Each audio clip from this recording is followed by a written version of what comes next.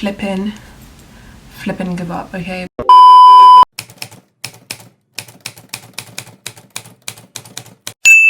I'm back, baby, where the love at? I'm back, baby, where the love at? Stressed out. How have I spent how many minutes adjusting this camera? And I wasn't even planning to record, to be honest. I was getting ready for bed, and I was like, inspiration just hit me, you know?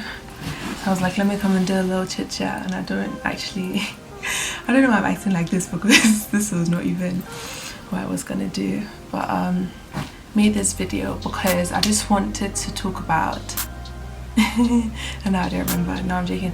I just want to talk about like relationships and that, because that's what we do over here, okay? So today's let me give you some background. Today's Valentine's Day or whatever, and you know how it is. Like me personally, like I'm not really moved because I'm very, in case you didn't catch it, very used to being single. And you know, sometimes I get stuff, sometimes some friends, admirers, like, you know, whatever. It's cute, but either way I don't sweat.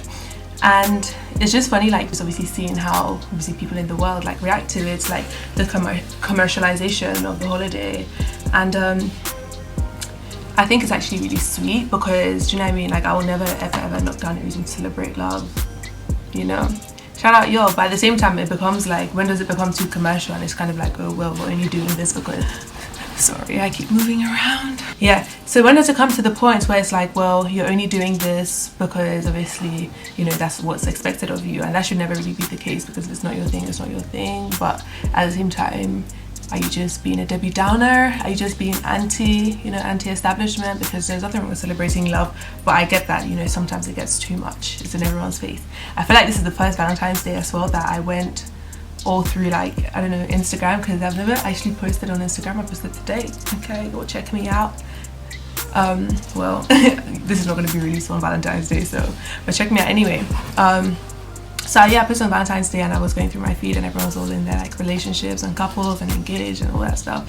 And I was just, to be honest, like, maybe this is what helped get me through, but I was just like living vicariously through my big sisters, because they're all like in really, you know, great, like, loving relationships. Like, I mean, forget all the other stuff. Obviously every relationship has its complexities, and obviously no one's relationship is perfect. I'm not even trying to say that, and I'm sure they wouldn't say that themselves.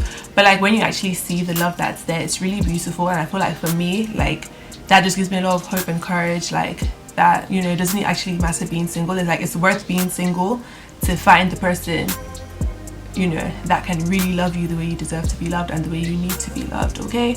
Because some of these guys out here, like, you know, it's actually just very disappointing, because you will be in like a relationship or a situationship with someone, and you can't even like speak to the person about how you really feel.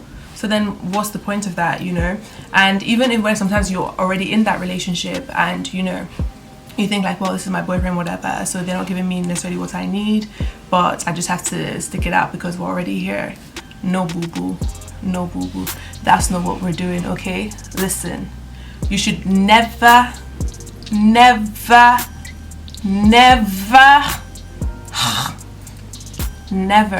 okay, never be so comfortable in your relationship that you don't question it.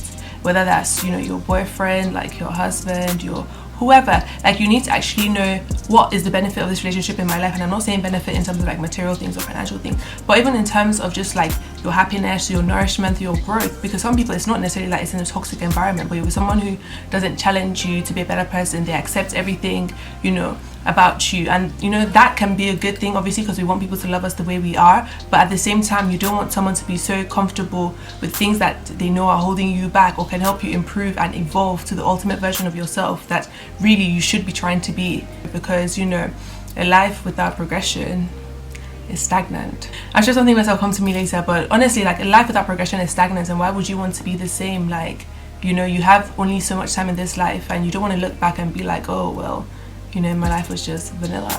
I'm not knocking vanilla, because I love vanilla. I love a good vanilla, Madagascan vanilla, shout out you any day, or Cornish cream. But yeah, you don't want your life to just be bland, is what I'm trying to say.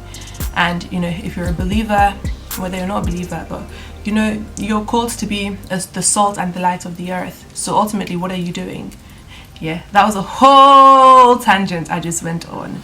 But you know, hey, maybe God just wanted to get that out. But yeah, the point is, you know, when it comes to relationships, I feel like that's why it's ultimately important to know yourself first, know your standards, know what you can deal with. And it always comes back to this. I feel like I talk about this a lot because I feel like that's the first foundation, and you only do that by really exploring yourself and finding out, well, what are your actual views of relationships? You know, why do you think of relationships in the way you do? Is it because of, you know, some people have daddy issues, your relationship with your parents, the way you grew up, your family? You know, there's a lot of things that goes into actually how people behave when they get into relationships, and not even just for you, but if you have a partner, for your partner as well. And so that's why it's important that both of you come together as two whole people who can be codependent on each other and actually become, you know, 1 + 1 + God is 3. So wait, okay, I'm gonna cut all that out because that didn't even make any sense. The point is, you know, when you come together with someone, like, no one can actually complete you, and if you're not a complete person when you get into a relationship, you actually just take that brokenness with you to the relationship.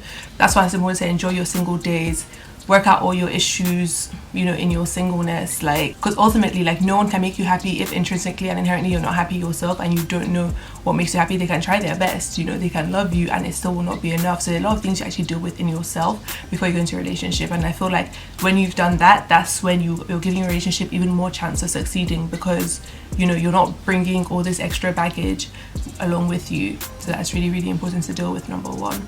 Number two, it's important to find someone who's on the same page as you and who is turning the next pages with you. You can have someone who's zooming ahead of you, who's just, you know, kind of leaving the door, they don't have time, they're too busy, all of that, because then what's the point?